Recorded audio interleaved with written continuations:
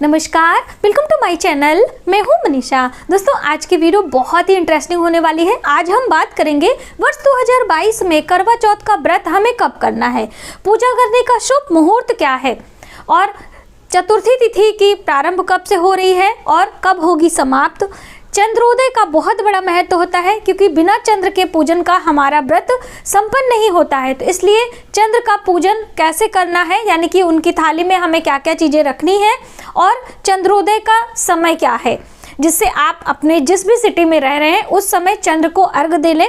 यदि मान लीजिए बारिश के कारण, जैसे अभी मौसमों में बहुत ज़्यादा हेरफेर हो रहा है जिसके कारण चंद्र के दर्शन होने में बहुत प्रॉब्लम आ रही है, तो ऐसे में कैसे आप चंद्र पूजन का लाभ लें, किसकी पूजा आपको करनी है, कैसे करनी है, सभी महत्वपूर्ण बातें आज की इस वीडियो में हम आपके साथ शेयर करेंगे और पूजा विधि भी हम आपको सूक्ष्म तरीके से बताएंगे। जो बहनें पहली बार पूजा कर रही हैं वह ज़रूर इस वीडियो को देखें, जिससे आपको मालूम चले।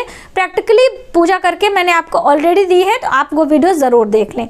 तो चलिए देर न करते हुए वीडियो की शुरुआत करते हैं। और दोस्तों, आप सभी को करवा चौथ व्रत की हार्दिक शुभकामनाएं। आपके जीवन में शुभता आए, आपको सौभाग्य की प्राप्ति हो, माता करवा और माँ गौरी की कृपा आपको सदैव मिलती रहे, ऐसी मेरी शुभकामना है।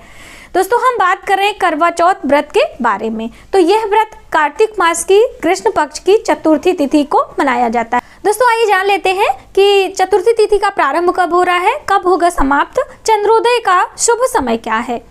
13 अक्टूबर को सुबह सवेरे यानी कि 12 अक्टूबर को रात्रि में ही 1:59 से चतुर्थी तिथि प्रारंभ हो जा रही है। यानी जब 13 अक्टूबर की सुबह आप उठेंगे, सूर्योदय के साथ में आपको चतुर्थी तिथि प्राप्त हो रही है। पूरे दिन चतुर्थी रहने वाली है। दूसरे दिन 14 अक्टूबर को सुबह सवेरे भोर में ही 3:08 पर चतुर्थी तिथि समाप्त हो जाएगी। यानी आप पूरे दिन जो व्रत करेंगे वो चतुर्थी में करेंगे। सूर्योदय से लेकर सूर्यास्त तक आपको चतुर्थी मिल रही है। जो चंद्रोदय है वो भी चतुर्थी में ही हो रहा है 13 अक्टूबर को। इसी दिन आप व्रत करें। चंद्रोदय का क्या समय है वो भी हम जान लेते हैं।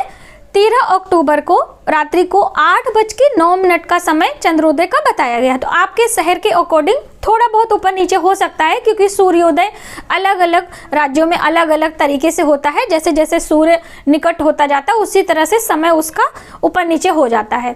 तो आप ये बात ध्यान रखते हुए चंद्र का अर्घ देंगे। पूजा कैसे करनी है, इसकी शुरुआत हमें कैसे करनी है, वैसे सभी डिटेल में जानकारी, हमें सास को बायना कैसे देना है, सरगी हमें क्या क्या चीज़ें खानी है और पूजा की तैयारियां कैसे करनी है, ये सभी जानकारी मैंने आपको पहले से दी है। तो आपने वो वीडियो अभी तक नहीं देखी है तो आप प्लीज़ उसे देख लीजिए, जिससे जानकारी प्राप्त हो जाए। सुबह सवेरे यदि आपको सरगी खानी है तो सूर्योदय से पहले आपको सरगी खा लेनी है। 13 अक्टूबर को सूर्योदय का जो समय है वो 6:10 का बताया गया है, लेकिन 6 बजे तक आप अपने सरगी का जो भी रीति रिवाज है उसे आप पूरा कर लीजिए।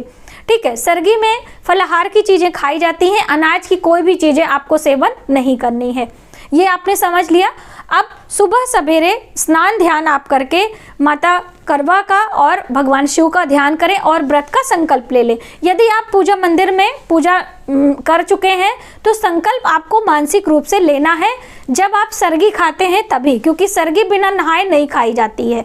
तो आप इस तरह से मानसिक रूप से संकल्प ले लें और शाम को जब पूजा आप करेंगे संध्या के समय 16 श्रृंगार करने की बहुत बड़ी मान्यता है। देखिए, माँ गौरी का आशीर्वाद हम जिस तरह से उनकी पूजा करते हैं उसी तरह से मिलता है। तो 16 श्रृंगार करके आपको पूजा करनी है।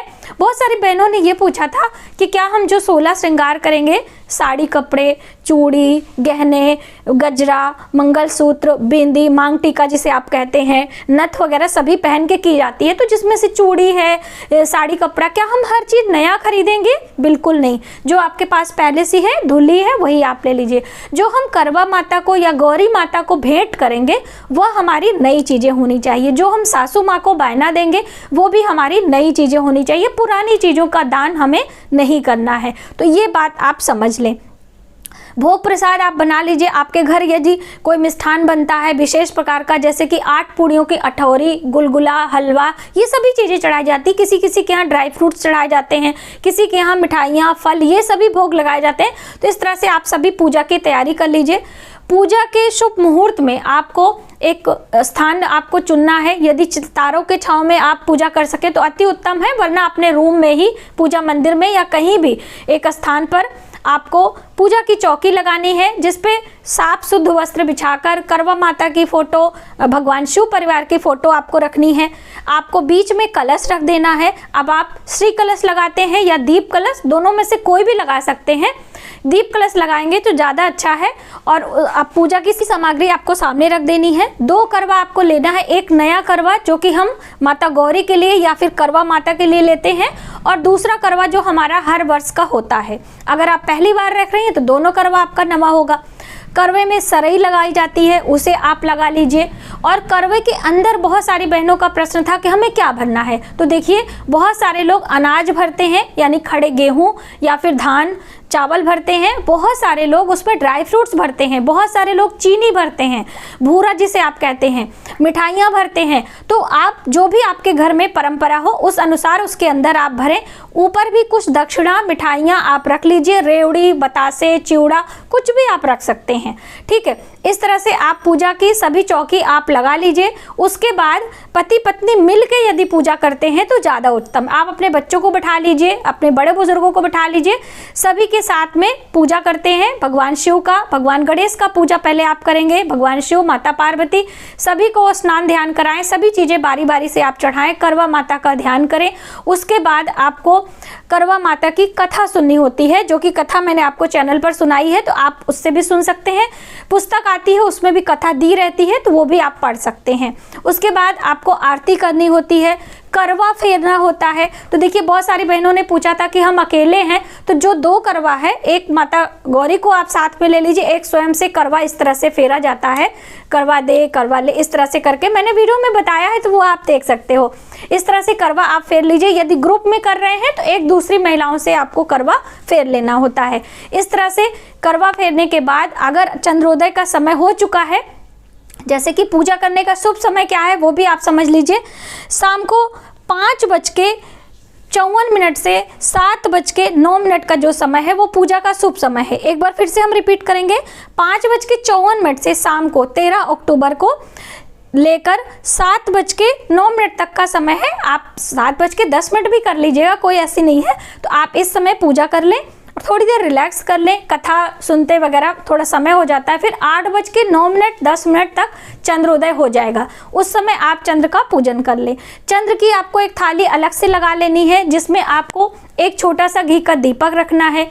चलनी आप रख लीजिए। बहुत सारी बहनों ने पूछा था क्या हम प्लास्टिक की चलनी ले लें, तो देखिए बहन, प्लास्टिक की चलनी जलने का चांस होता है, तो आप ये ना करें। आप स्टील की चलनी, लोहे की चलनी ले लीजिए। और थोड़े से मिठाई, 1 गिलास जल, यदि करवा से जल आप देते हैं तो करवा रख लीजिए, 1 लोटा जल रख लें। करवा के जल में थोड़ा सा अक्षत, पुष्प, मिश्री और थोड़े से आपको कच्चा दूध डाल देना है। ये सभी चीज़ें डाल के चंद्र देवता को अर्घ दें। ओम चंद्रमसे नमः इस मंत्र का जप करें। परिक्रमा 4 बारी आपको लगा लेनी है, ऐसे ऐसे घूम जाना है, ठीक है। इस तरह से आप घूम कर परिक्रमा कर लें। उसके बाद अपने पति का दर्शन जब आप करती हैं तो आप उनका दर्शन करें। बहुत सारी बहनों ने पूछा था कि क्या चलनी से ही चांद देखना है? बिल्कुल, चतुर्थी तिथि का जो चंद्र होता है वो हमें चलनी से ही देखना होता है। उसके बाद अपने पति का दर्शन करें। उनके माथे पर आपको तिलक लगाना है, हल्दी कुमकुम का, थोड़ा सा अक्षत पुष्प डाल दें और फिर उसके बाद उनको थोड़ा सा मीठा खिला दें, उनके चरण स्पर्श कर लें, उनका आशीर्वाद ले लें। दोस्तों, आप पति से उपहार लेना ना भूलें। क्या लेना है? 1 श्रीफल और दक्षिणा अपने आंचल में आप ले लें। ये सौभाग्य का कारक होता है और इसे प्रसाद के रूप में आप ग्रहण कर सकते हो। इस तरह से ये पति पूजन के बाद आपको ये उपहार एक प्रकार से आपको लेना होता है। फिर आपकी जो सासू माँ हैं उनको बायना देना होता है।